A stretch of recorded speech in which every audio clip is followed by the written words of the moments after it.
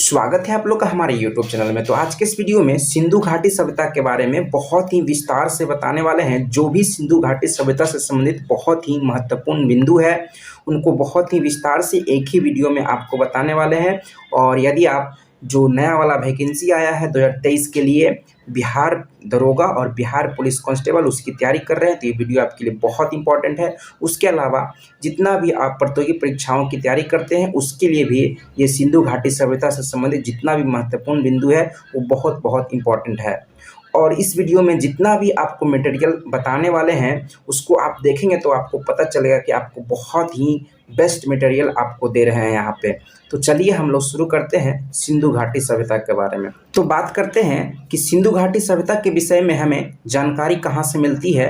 तो सिंधु घाटी सभ्यता के विषय में जानकारी हमें पुरातात्विक स्रोतों से मिलती है, यानी कि जो खुदाई हुआ, उत्खनन हुआ, उसके आधार पर जो है सिंधु घाटी सभ्यता के बारे में हमें जानकारी मिलती है। तो आपको याद रखना है कि सिंधु घाटी सभ्यता के विषय में जानकारी हमें पुरातात्विक स्रोतों से मिलती है। फिर बात करते हैं सिंधु घाटी सभ्यता के की जो सर्वमान्य तिथि है वो क्या माना जाता है। तो 2350 ईसा पूर्व से 1750 ईसा पूर्व के बीच जो है सिंधु घाटी सभ्यता का सर्वमान्य तिथि माना जाता है।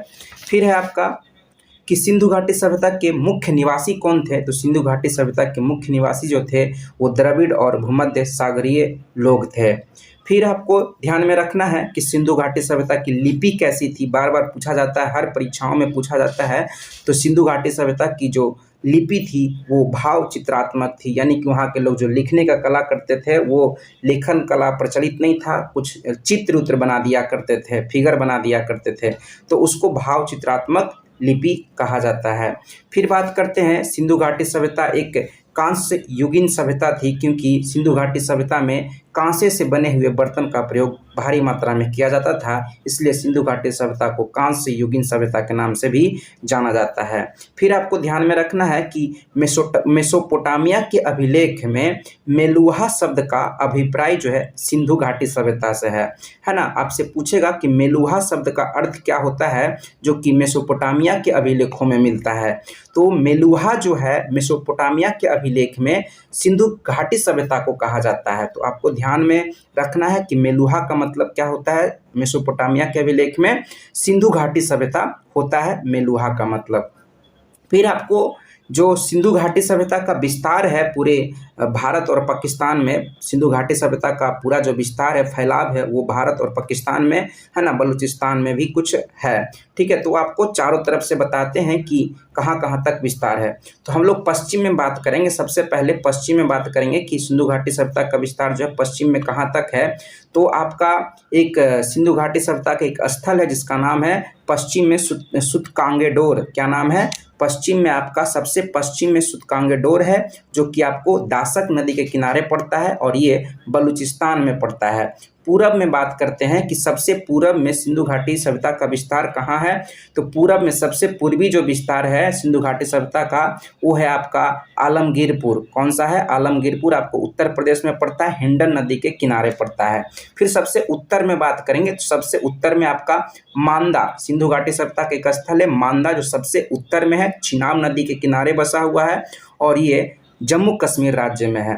फिर बात करेंगे सबसे दक्षिण में है जो है आपका दाइमाबाद है, जो कि गोदावरी नदी के किनारे महाराष्ट्र राज्य में पड़ता है। तो इस प्रकार से आप चारों तरफ से चौहद्दी देख लिए कि सिंधु घाटी सभ्यता का विस्तार कहाँ कहाँ तक उत्तर, दक्षिण, पूर्व, पश्चिम में है। बहुत इंपॉर्टेंट है।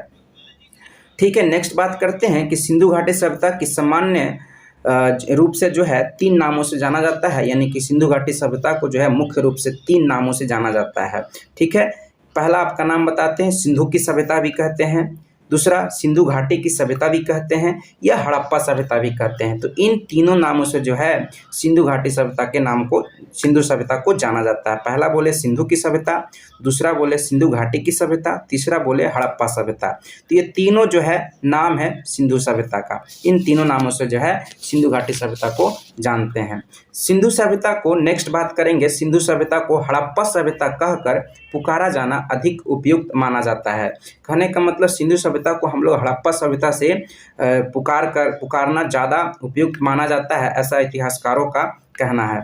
फिर बात करते हैं सिंधु सभ्यता की दो राजधानियां थी, पहला आपका हड़प्पा, दूसरा मोहनजोदड़ो। सिंधु घाटी सभ्यता यानी कि सिंधु सभ्यता की कितनी राजधानियां थी? दो राजधानियां थी, है ना, जिसको जुड़वा राजधानी कहा जाता है, हड़प्पा और मोहनजोदड़ो को। तो आपसे पूछेगा कि सिंधु सभ्यता की जुड़वा राजधानी किसे कहा जाता है? तो हड़प्पा और मोहनजोदड़ो को। और किसने कहा था ये बात, जुड़वा राजधानी किसने कहा था हड़प्पा और मोहनजोदड़ो को? तो पिग्गट ने कहा था। किसने कहा था? पिग्गट ने कहा था। फिर बात करेंगे कि हड़प्पा सभ्यता का जो शासन व्यवस्था था वो किनके हाथों में था? तो आपको याद रखना है वणिक वर्ग। कौन सा वर्ग? वणिक वर्गों के हाथों में जो था हड़प्पा सभ्यता का शासन व्यवस्था था। ठीक है, तो ये आपको ध्यान में रखना है। फिर है आपका हड़प्पा वर्तमान समय में पाकिस्तान में रावी नदी के तट पर स्थित है। वर्तमान समय में हड़प्पा कहाँ है? तो पाकिस्तान में है और ये रावी नदी के तट पर स्थित है। फिर है आपका वही आपका हड़प्पा के बारे में बात कर लिए, तो अब मोहनजोदड़ो के बारे में बात करते हैं। तो मोहनजोदड़ो जो है आपका कहाँ है? पाकिस्तान में सिंधु नदी के तट पर स्थित है। तो ये सब कहाँ, किस नदी के किनारे है, किस देश में है? नदी के वाला आप याद रखेंगे। जैसे मोहनजोदड़ो आपको सिंधु नदी के किनारे है, या आपसे पूछ सकता है कि मोहनजोदड़ो किस नदी के किनारे है, या आपसे पूछेगा कि हड़प्पा किस नदी के किनारे है। तो आपको बताना है हड़प्पा आपका रावी नदी के किनारे है, पाकिस्तान में है, और मोहनजोदड़ो आपका सिंधु नदी के किनारे है, ये भी पाकिस्तान में है। फिर बात करते हैं आपका सिंधु सभ्यता की सर्वमान्य तिथि का निर्धारण जो है रेडियो कार्बन की C14 पद्धति के तहत की गई है। यानी कि कार्बन 14 पद्धति के तहत जो है ना, इसका निर्धारण किया जाता है, सिंधु घाटी सभ्यता का किया जाता है। इस तिथि के निर्धारण से पता चलता है कि कोई वस्तु कितनी प्राचीन है। यानी कि कार्बन 14 पद्धति के तहत पता चलता है कि कोई वस्तु कितना पुराना है, इसके बारे में हम कार्बन 14 पद्धति के तहत पता करते हैं।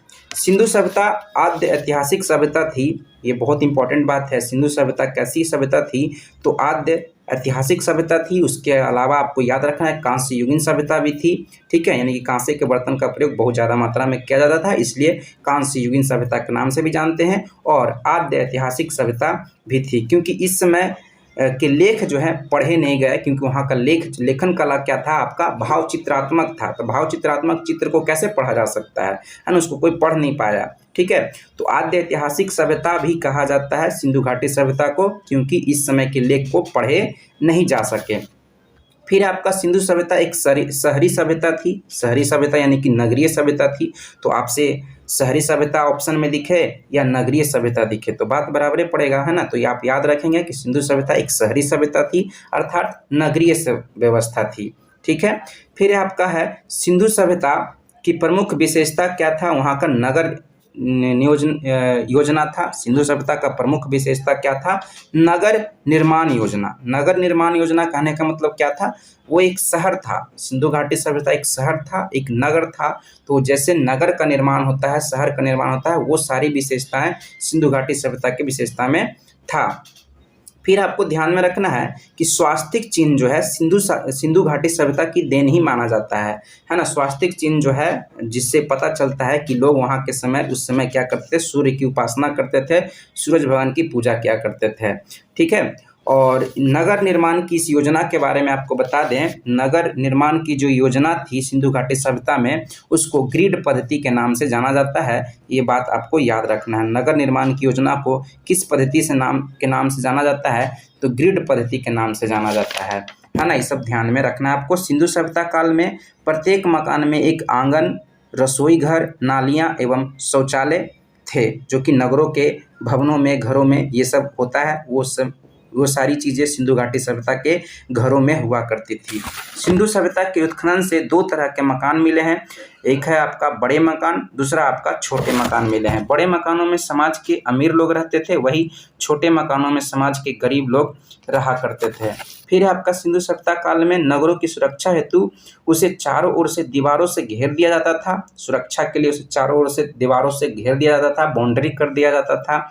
दीवारों के निर्माण में कच्ची ईंटों का उपयोग किया जाता था। दीवार का जो निर्माण किया जाता था उसमें कच्ची ईंटों का प्रयोग किया जाता था, और उसको मजबूत स्वरूप देने के लिए, मजबूती देने के लिए बाहर से पक्की ईंटों का सहारा दिया जाता था।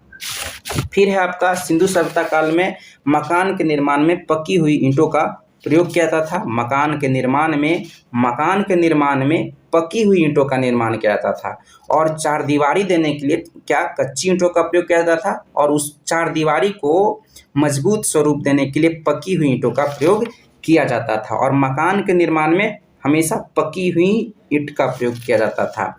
फिर आपका सिंधु सभ्यता का समाज मातृसत्तात्मक था। इससे ये पता चलता है कि समाज में महिलाओं की प्रधानता थी। तो सिंधु सभ्यता का जो समाज था वो कैसा था, तो मातृसत्तात्मक था, यानी कि इससे पता चलता है कि महिलाओं की प्रधानता थी, महिलाओं को सम्मान दिया जाता था।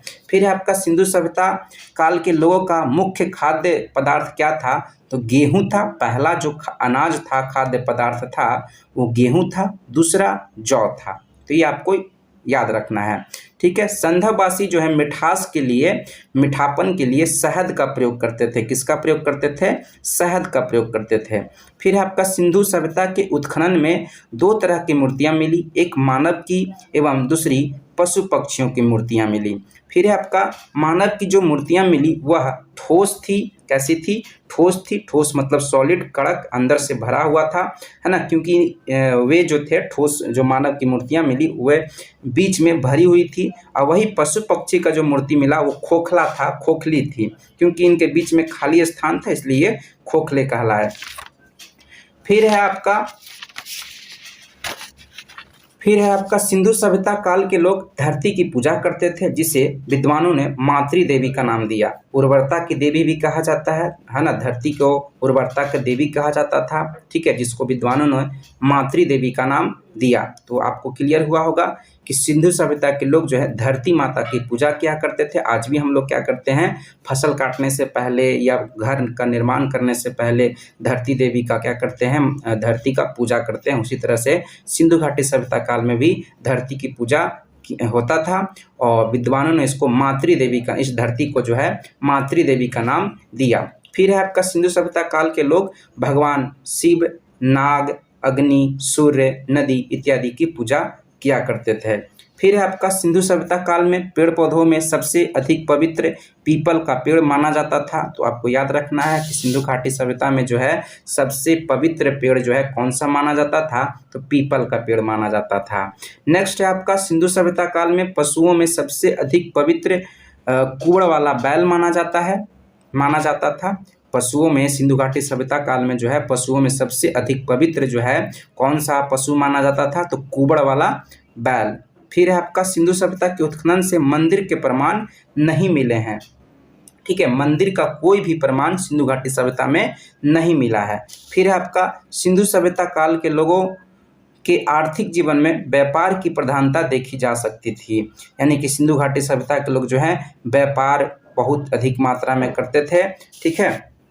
सिंधु सभ्यता का व्यापार जो है वस्तु विनिमय प्रणाली पर आधारित थी। वस्तु विनिमय प्रणाली क्या होता है, वस्तु के बदले में वस्तु का खरीदना, अदला बदली करना ही वस्तु विनिमय प्रणाली होता है। जैसे कि मान लीजिए कि पहले गांव में क्या होता था, आप आइसक्रीम लेने गए तो आप क्या करते थे, गेहूं दे देते थे, 1 गिलास गेहूं दे दिए, 2 गिलास गेहूं दे दिए, तो बदले में आपको क्या देता था, आइसक्रीम देता था। यानी कि अनाज के बदले में, वस्तु के बदले में वस्तु की प्राप्ति होती थी, यानी कि वस्तुओं से ही चीज़ों को खरीद बिक्री की जाती थी, जिसको वस्तु विनिमय प्रणाली कहा जाता है। तो सिंधु घाटी सभ्यता के लोग जो हैं वस्तु विनिमय प्रणाली के तहत व्यापार किया करते थे।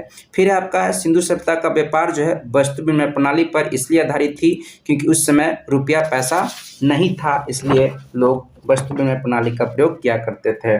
फिर आपका सिंधु सभ्यता काल के लोगों का व्यापार मिस्र, मेसोपोटामिया एवं मध्य एशिया के साथ हुआ करता था। देखिए इन सारे देशों के साथ जो है सिंधु घाटी सभ्यता के लोग व्यापार किया करते थे, ऐसा प्रमाण इतिहासकारों को मिला है। फिर है आपका सिंधु सभ्यता के काल को ही लोगों ने ही कपास की खेती करना प्रारंभ किया। सिंधु घाटी सभ्यता के काल में ही लोगों ने क्या किया, कपास की खेती करना शुरू किया, ठीक है। सिंधु सभ्यता काल में कपास की खेती सिंधु नदी के आसपास की जाती थी। कपास की खेती कहाँ की जाती थी, सिंधु नदी के आसपास की जाती थी, और कपास की खेती के लिए बहुत ज़्यादा मात्रा में पानी की आवश्यकता होती थी, इसलिए सिंधु नदी से जो पानी प्राप्त होता था उससे आसानी से खेती कपास की हुआ करती थी। और आपको याद रखना है कपास की खेती के लिए सबसे अच्छी मिट्टी जो मानी जाती है वो काली मिट्टी मानी जाती है, जिसको रेगुर मिट्टी के नाम से भी जाना जाता है। फिर आपका कपास की खेती वाला जो क्षेत्र था, है ना, उसको यूनानियों ने जो है सिडोन सिडोन कहकर पुकारा। यूनानी लोग जो थे वो सिंधु प्रदेश को सिडोन कहकर पुकारे। सिंधु प्रदेश को सिडोन कौन बोले? यूनानी लोग बोले। सिडोन का मतलब ही होता है कपास का प्रदेश। सिडोन का मतलब क्या होता है? कपास का प्रदेश। कौन बोले? यूनानियों के द्वारा जो है सिंधु प्रदेश को सिडोन का प्रदेश कहा गया। फिर है आपका सिंधु सभ्यता काल में चित्रकला के क्षेत्र में सामान्यतः लाल रंग का प्रयोग किया जाता था। बहुत इंपॉर्टेंट, जितना भी लाइन आपको बता रहे हैं, बहुत इंपॉर्टेंट लाइन आपको बता रहे हैं, सभी प्रतियोगी परीक्षाओं में आपको काम आएगा, है ना। तो सिंधु सभ्यता काल में चित्रकला के क्षेत्र में सामान्यतः लाल रंग का प्रयोग किया जाता था और उस पर काले रंग से चित्रकारी की जाती थी। डिजाइनिंग के लिए काले रंग का प्रयोग किया जाता था। ऐसे सामान्य रूप से लाल रंग के कपड़ों का प्रयोग किया जाता था चित्रकला के लिए, ठीक है। और उस पर डिजाइनिंग के लिए काले रंगों का प्रयोग किया जाता था। फिर आपका जिस चीज़ पर चित्र बनाया जाता था उसे मुहर कहा जाता था। जिस भी चीज़ पर चित्र बनाया जाता था उसको मुहर कहा जाता था। मुहर को ही हम मुद्रा के नाम से भी जानते हैं। मुहर को हम लोग मुद्रा के नाम से भी जानते हैं। मुहर का निर्माण सबसे अधिक सेल-खड़ी की सहायता से की जाती थी। आपको याद रखना है, मुहर का निर्माण सबसे अधिक सेल-खड़ी के सहायता से की जाती थी। इसके बाद पकी हुई मिट्टी की सहायता से मुहर का निर्माण किया जाता था, ठीक है। पकी हुई मिट्टी के सहायता से भी आपका मुहर का निर्माण किया जाता था। पकी हुई मिट्टी को टेराकोटा कहा जाता था। पकी हुई मिट्टी को क्या कहा जाता है? टेराकोटा कहा जाता है। ये आपको याद रखना है। मुहर पर सबसे अधिक संख्या में एक श्रृंगी बैल की आकृति मिलती है।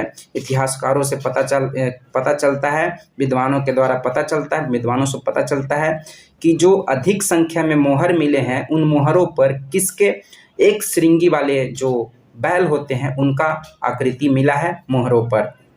मुहर जो थे बेलनाकार, वर्गाकार, आयताकार एवं वृत्ताकार हुआ करते थे, ऐसा प्रमाण मिला है। फिर है आपका सिंधु सभ्यता के उत्खनन से गाय के प्रमाण नहीं मिले हैं। सिंधु सभ्यता के उत्खनन से गाय का कोई प्रमाण नहीं मिला है। सिंधु सभ्यता के उत्खनन से लोहे के भी प्रमाण नहीं मिले हैं। तलवार का भी प्रमाण नहीं मिला है। तो ये सब याद रखना है ना। लोहा का, तलवार का, गाय का, ये सब का कोई भी प्रमाण नहीं मिला है। उसके अलावा मंदिर का भी कोई प्रमाण नहीं मिला है। तो इन सभी चीज़ों को याद रखेंगे, ठीक है। हड़प्पा, फिर आप बात करते हैं विभिन्न जो आपका सिंधु घाटी सभ्यता स्थल हैं, जैसे हड़प्पा हो गया, मोहनजोदड़ो हो गया, लोथल हो गया, कालीबंगन हो गया। ये सब बहुत इंपॉर्टेंट है। यहाँ से मिले हुए बहुत सारे वस्तुएं, यहाँ से संबंधित महत्वपूर्ण विशेषताएं आपका परीक्षा में जो है पूछा जाता है, सभी प्रतियोगी परीक्षाओं में पूछा जाता है। तो इसके बारे में विस्तार से जानते हैं। तो बात करते हैं हड़प्पा के बारे में। तो हड़प्पा वर्तमान समय में, जैसा कि आपको शुरू में ही बताया, कि पंजाब के आपका पाकिस्तान के पंजाब प्रांत के मोंटगोमरी जिले में रावी नदी के तट पर स्थित है। सारा चीज़ आपको याद रखना है, किस देश में है, किस प्रांत में है, किस जिला में है, किस नदी पर स्थित है, ये सारा आपको ध्यान में रखना है। तो हड़प्पा जो है, जो आपका सिंधु घाटी सभ्यता की राजधानी हुआ करती थी, दो राजधानियाँ थी, हड़प्पा और मोहनजोदड़ो। तो हड़प्पा के बारे में बात करेंगे तो हड़प्पा कहाँ है? वर्तमान समय में आपका पाकिस्तान के पंजाब प्रांत के मोंटगोमरी जिला में, कहाँ है? मोंटगोमरी जिला में रावी नदी के तट पर स्थित है। फिर आपका हड़प्पा का उत्खनन कार्य 1921 ईस्वी में दयाराम साहनी ने जॉन मार्शल के निर्देशन में प्रारंभ किया था, ठीक है। हड़प्पा का उत्खनन कार्य, जो खुदाई का कार्य है, 1921 ईस्वी में शुरू हुआ था। दयाराम साहनी ने किया था। किसके सहायता से? निर्देशन में, किसके डायरेक्शन में? जॉन मार्शल के निर्देशन में प्रारंभ किया था। फिर है आपका हड़प्पा के उत्खनन में एक कब्रिस्तान मिला है, जिसे समाधि R37 कहा जाता है। R37 का नाम दिया गया। हड़प्पा के उत्खनन में, हड़प्पा के खुदाई में एक कब्रिस्तान मिला है। क्या मिला है? एक कब्रिस्तान मिला है, जिसको समाधि R37 का नाम दिया जाता है। क्या नाम दिया जाता है? समाधि R37 क्या है? एक कब्रिस्तान है, जो कहाँ मिला है? हड़प्पा में मिला है। फिर है आपका मोहनजोदड़ो का अर्थ, है ना। आपका हड़प्पा के बारे में बताया है ना। ये सब इंपॉर्टेंट बातें हैं, ठीक है। आपको समझ में भी आ रहा होगा कि ये सब बहुत इंपॉर्टेंट चीज़ें हैं। फिर मोहनजोदड़ो के बारे में बात करेंगे तो मोहनजोदड़ो जो है आपका, इसका अर्थ पूछता है कभी कभी। तो मोहनजोदड़ो का अर्थ क्या होता है? मृतकों का टीला। मोहनजोदड़ो को मृतकों का टीला कहा जाता है, वह मरे हुए का टीला कहा जाता है। मोहनजोदड़ो को हम सिंध के नखलिस्तान या सिंध के बाग के नाम से भी जानते हैं। मोहनजोदड़ो को जो है सिंध के नखलिस्तान या सिंध के बाग के नाम से जाना जाता है। तो आपसे पूछेगा कि सिंध का नखलिस्तान किस हड़प्पाकालीन सभ्यता को हड़प्पाकालीन नगर को कहा जाता है, तो हो जाएगा आपका मोहनजोदड़ो हो जाएगा। फिर आपका 1922 ईस्वी में मोहनजोदड़ो का खोज जो है राखल दास बनर्जी ने किया था। 1922 ईस्वी में मोहनजोदड़ो का खोज कौन किए थे? राखल दास बनर्जी किए थे। फिर आपका मोहनजोदड़ो की सबसे बड़ी इमारत जो है, बहुत इंपॉर्टेंट लाइन है, सारा का सारा लाइन ही इंपॉर्टेंट है। आपको ये बात समझ में आ रहा होगा कि ये सारा इंपॉर्टेंट है आपका सभी प्रतियोगी परीक्षाओं के लिए, ठीक है। स्पेशली आपका बिहार दरोगा जो नया वैकेंसी आया है और बिहार पुलिस कांस्टेबल के लिए ये कहीं ना कहीं यहाँ से क्वेश्चन आपका पूछा ही जाता है। सभी प्रतियोगी परीक्षाओं में हड़प्पा सभ्यता से क्वेश्चन पूछा ही जाता है। तो आप इसको एक प्रॉपर नोट्स तैयार कीजिए, तो आपको बहुत ही काम आएगा सभी प्रतियोगी परीक्षाओं में। तो बात करते हैं मोहनजोदड़ो की सबसे बड़ी इमारत पूछता है, तो मोहनजोदड़ो की सबसे बड़ी इमारत जो है अन्नागार को कहा जाता है, जहाँ पे अन्न अनाज रखने का भंडार हुआ करती थी। उसके बाद दूसरा सबसे बड़ा इमारत स्नानागार को माना जाता है, जहाँ पे सामूहिक रूप से सभी लोग वहाँ पे सार्वजनिक तरीके से नहाने जा सकते थे। फिर आपका मोहनजोदड़ो के उत्खनन से एक नृत्यांगना मिली है। नृत्यांगना कहाँ से मिला है? तो मोहनजोदड़ो से मिला है। नृत्यांगना मतलब नृत्य करती हुई एक आकृति मिला है, मूर्ति मिला है, ठीक है, वो आपका मोहनजोदड़ो से मिला है, ठीक है। फिर आपका मोहनजोदड़ो के उत्खनन से एक पशुपति महादेव की मूर्ति मिली है। पशुपति महादेव की मूर्ति कहाँ से मिला है? तो मोहनजोदड़ो से मिला है। जिसके चारों ओर कौन कौन से जानवर हैं ऐसा पूछा जाता है, तो एक बाघ है, एक हाथी है, एक गैंडा है, एक भैंसा है। इस तरह से 4 जानवर जो हैं पशुपति महादेव के चारों ओर लगे हुए हैं। कौन कौन? एक बाघ, हाथी, गैंडा और भैंसा, ये 4 जानवर जो हैं पशुपति महादेव के चारों ओर लगे हैं। यह प्रमाण जो है मोहनजोदड़ो से मिला है।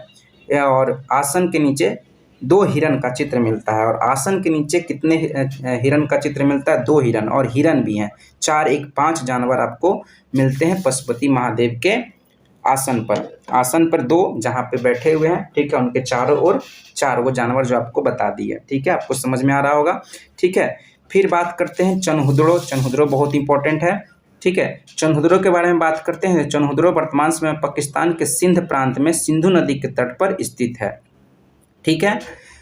आपको बता दें जिसमें जैसे कि आपका चनहुदड़ो है, कोटदीजी है, मोहनजोदड़ो है, द आ रहा है। इन सभी नामों में आपको एक ट्रिक बता रहे हैं कि चनहुदड़ो, मोहनजोदड़ो, कोटदीजी, ये सब द आ रहा है। ये सभी तीनों के तीनों जो हड़प्पाकालीन नगर हैं, ये कहाँ है? आपका सिंधु नदी के किनारे हैं। जिसमें द आता है, जैसे चनहुदड़ो हो गया, मोहनजोदड़ो हो गया, द आया, कोटदीजी आया, ठीक है, ये सब सिंधु नदी के किनारे बसे हुए हैं, ठीक है। तो 3 को तो आपको ऐसे ही याद हो गया, कौन सा नगर उसके किनारे, किस नदी के किनारे बसा हुआ है, ये आपको याद हो गया होगा, ठीक है।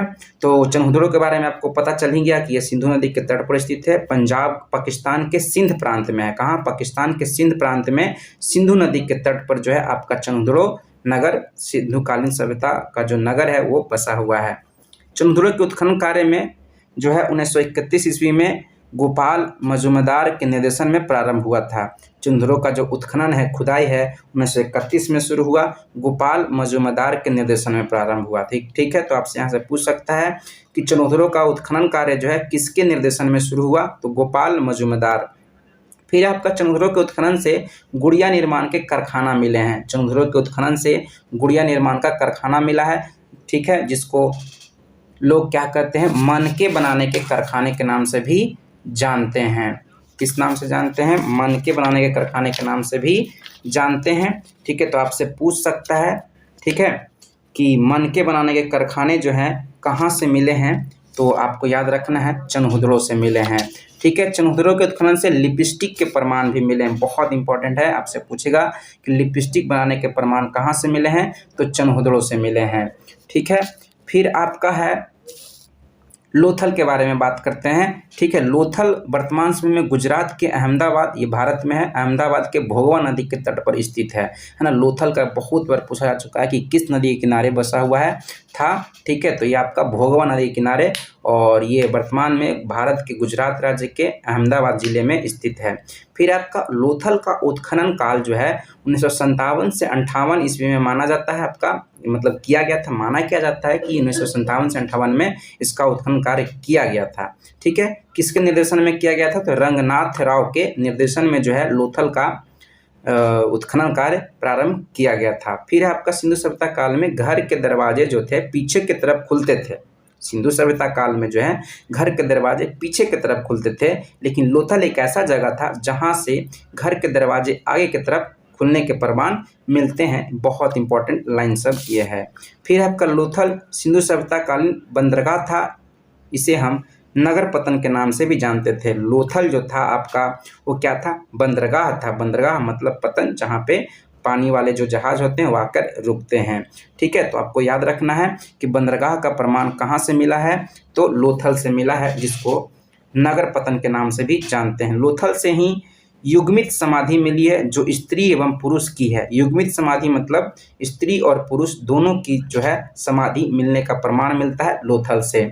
लोथल से ही हाथी के दांत का प्रमाण मिलता है, पैमाना मिलता है। क्या मिलता है? प्रमाण नहीं, पैमाना मिलता है। लोथल से हाथी के दांत का पैमाना मिलता है। पैमाना का मतलब नाप तौल का जो प्रोसेस होता है वो आपका लोथल से ही मिला है। वो हाथी का दांत का बना हुआ था। नापने तोलने का जो प्रक्रिया है वो मिला आपका हाथी के दांत का मिला। ठीक है, तो वो लोथल से ही मिला। और सिंधु घाटी सभ्यता में जो नाप तौल का इकाई था वो 16 के अनुपात में था। कितने के अनुपात में था? 16 के अनुपात में था। ये भी आपको याद रखना है। फिर है आपका कालीबंगन। फिर कौन सा है? आपका कालीबंगन है। ठीक है, कालीबंगन का अर्थ क्या होता है? तो कालीबंगन का अर्थ होता है काली रंग की चूड़ियाँ। क्या होता है? काली रंग की चूड़ियाँ। ठीक है, कालीबंगा जो है आपका वर्तमान समय में राजस्थान के गंगानगर जिले में घग्गर नदी के तट पर स्थित है। कालीबंगन वर्तमान समय में कहाँ है? राजस्थान राज्य के गंगानगर जिले में घग्गर नदी के तट पर स्थित है। फिर कालीबंगा का उत्खनन काल जो है 1953 में ईस्वी में बीबी लाल एवं बीके थापर के निर्देशन में शुरू किया गया था। कालीबंगन का जो है उत्खनन कार्य जो है खुदाई का काम है 1953 में शुरू किया गया था और बीबी लाल और बीके थापर के निर्देशन में किया गया था। ये आपको याद रखना है। कालीबंगा से जो है हल की सहायता से जोते गए खेत के प्रमाण मिलते हैं। कालीबंगा से ही जो है हल की सहायता से जोते गए खेत के प्रमाण मिलते हैं। तो आपसे पूछेगा कि हल की सहायता से जोते गए खेत के प्रमाण कहाँ से मिलते हैं? तो कालीबंगा से मिलते हैं।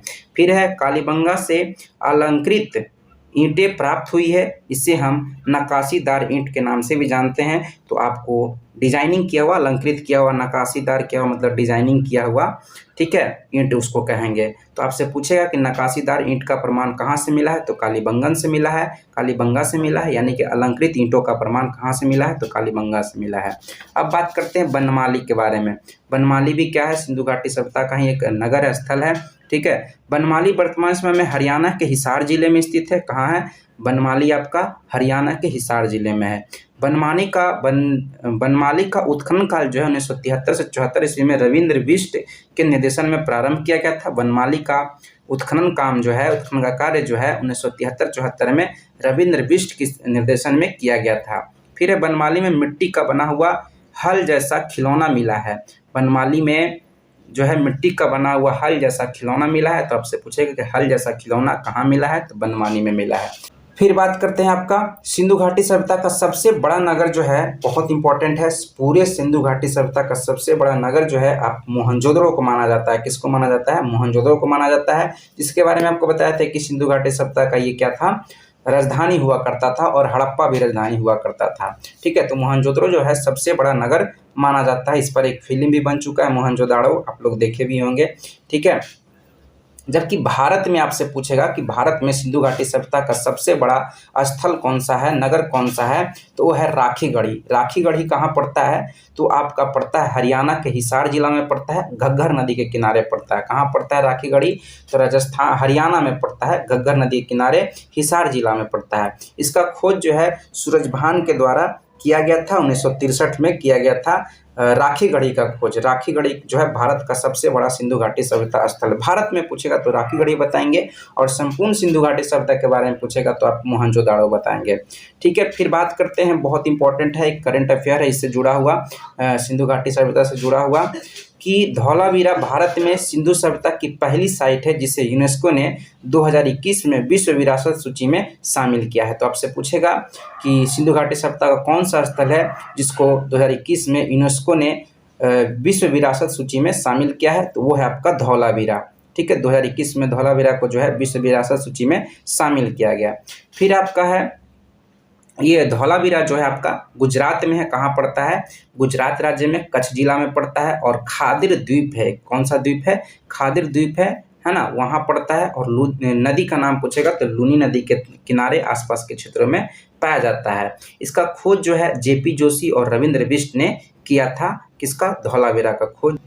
फिर है आपका धौलावीरा से सबसे बड़े लिपि के वर्ण यानी कि अक्षर के प्रमाण मिले हैं। तो आपसे क्वेश्चन पूछा जाएगा कि सबसे बड़े लिपि के वर्ण के प्रमाण जो है किस सिंधु घाटी सभ्यता के स्थल से मिला है, तो उसका आंसर देंगे आप धौलावीरा। यानी कि धौलावीरा से जो है सबसे बड़े लिपि के वर्ण यानी कि अक्षर के प्रमाण मिले हैं। उसके बाद है आपका धौलावीरा से जल निकासी प्रणाली के प्रमाण मिलते हैं। जल निकासी प्रणाली मतलब ड्रेनेज सिस्टम, जो घरों में पानी की निकासी का प्रक्रिया होता है, वो आपका धौलावीरा से ही प्राप्त हुआ है। फिर है आपका धौलावीरा से सुरक्षा गिरी जैसी संरचना प्राप्त होती है। सुरक्षा गिरी जैसी संरचना जो है किस सिंधु घाटी सभ्यता के स्थल से प्राप्त होती है, तो उसका आंसर हो जाएगा धौलावीरा। धौलावीरा जो है सिंधु सभ्यता का सबसे नवीनतम यानी कि सबसे नया स्थल माना जाता है। तो इन सभी बातों को आप ध्यान में रखेंगे। उसके बाद आते हैं रोपड़। रोपड़ भी एक सिंधु घाटी सभ्यता का एक स्थल है जो कि बहुत इंपॉर्टेंट है, यहाँ से भी क्वेश्चन बनते हैं। तो रोपड़ वर्तमान समय में पंजाब के रोपड़ जिले में सतलज नदी के तट पर स्थित है। इस बात को आपको ध्यान में रखना है। रोपड़ जो है सतलज नदी के किनारे है। नदी का नाम आप जरूर याद रखेंगे और ये पंजाब में है, रोपड़ जिले में है। रोपड़ का उत्खनन कार्य जो है 1953 से 1956 में यज्ञदत्त शर्मा के निर्देशन में प्रारंभ हुआ था। इस बात को आप ध्यान में रखेंगे। रोपड़ के उत्खनन से तांबे की बनी हुई एक कुल्हाड़ी मिली है। तांबे की बनी हुई कुल्हाड़ी का प्रमाण जो है वो कहाँ, किस सिंधु घाटी सभ्यता के स्थल से मिलता है, तो उसका आंसर देंगे रोपड़। यानी कि रोपड़ से जो है रोपड़ के उत्खनन से तांबे की बनी हुई एक कुल्हाड़ी मिली है। उसके बाद है रोपड़ को पहले रूपनगर के नाम से जाना जाता था। रूपनगर के नाम से किसको जाना जाता था, जो कि सिंधु घाटी सभ्यता का एक स्थल था, तो वो उसका आंसर हो जाएगा रोपड़। यहाँ से मालिक के साथ कुत्ते को दफनाए जाने के प्रमाण मिलते हैं। रोपड़ से जो है मालिक के साथ साथ उसके कुत्ते को भी उसके साथ दफनाए जाने का प्रमाण मिलता है रोपड़ से। तो ये जितना आपको बता रहे हैं बहुत गिना चुना पॉइंट बता रहे हैं, इसको ध्यान में रखेंगे, बहुत इंपॉर्टेंट सब लाइन है। उसके बाद है आपका रंगपुर। रंगपुर भी आपका क्या है, सिंधु घाटी सभ्यता का एक स्थल है। तो रंगपुर जो है वर्तमान समय में गुजरात के काठियावाड़ जिले में मादर नदी के तट पर स्थित है। आपको यहाँ याद रखने वाला बात यह है कि पूछेगा कि रंगपुर जो सिंधु घाटी सभ्यता का स्थल है किस नदी के किनारे है, तो मादर नदी के किनारे स्थित है ना, और ये गुजरात के काठियावाड़ जिला में पड़ता है। रंगपुर का उत्खनन कार्य जो है 1957 से 1958 ईस्वी में रंगनाथ राव के निर्देशन में प्रारंभ हुआ था। ठीक है, ये सब आप ध्यान में रखेंगे। और रंगपुर के बारे में आपको बता दें कि रंगपुर से ही जो है चावल के भूसी के दाने मिले हैं। यानी कि चावल का जो दाना होता है उसका प्रमाण जो है रंगपुर से मिलता है। कहाँ से मिलता है? रंगपुर से मिलता है। इस बात को आप ध्यान में रखेंगे। उसके बाद आता है आपका एक बहुत ही इंपॉर्टेंट सिंधु घाटी सभ्यता का स्थल है जिसका नाम है सुतकोतदा। सुतकोतदा जो है आपका वर्तमान समय में गुजरात के कच्छ जिले में स्थित है। सुतकोतदा जो कि सिंधु घाटी का एक बहुत ही महत्वपूर्ण स्थल है। कहाँ है आपका? गुजरात के कच्छ जिला में है। ठीक है, सुतकोतदा का उत्खनन कार्य जो है 1964 ईस्वी में जगपति जोशी के निर्देशन में प्रारंभ हुआ था। सुतकोतदा का जो उत्खनन का काम है 1964 में जगपति जोशी के निर्देशन में प्रारंभ हुआ था। सुतकोतदा के उत्खनन से घोड़े की अस्थियां प्राप्त हुई है ना। आपसे पूछेगा कि घोड़े की अस्थियां जो है उसका प्रमाण किस सिंधु घाटी सभ्यता के स्थल से मिलता है, तो आप याद रखेंगे सुतकोतदा। तो इस प्रकार देखें सिंधु घाटी सभ्यता से संबंधित जितना भी मोस्ट इंपॉर्टेंट स्टेटमेंट था जो कि सभी प्रतियोगी परीक्षाओं के लिए बहुत बहुत इंपॉर्टेंट है। आप पूरा वीडियो देखने के बाद समझे भी होंगे कि हाँ ये सब स्टेटमेंट जो है हर परीक्षा के लिए बहुत इंपॉर्टेंट है। तो आप लोगों को वीडियो अच्छा लगा हो तो उसको शेयर कीजिए अपने दोस्तों में, सब्सक्राइब कीजिए, लाइक कीजिए और इसी तरह से सपोर्ट करते रहिए ताकि और आपके लिए वीडियो इसी तरह से मेहनत करके लाते रहें।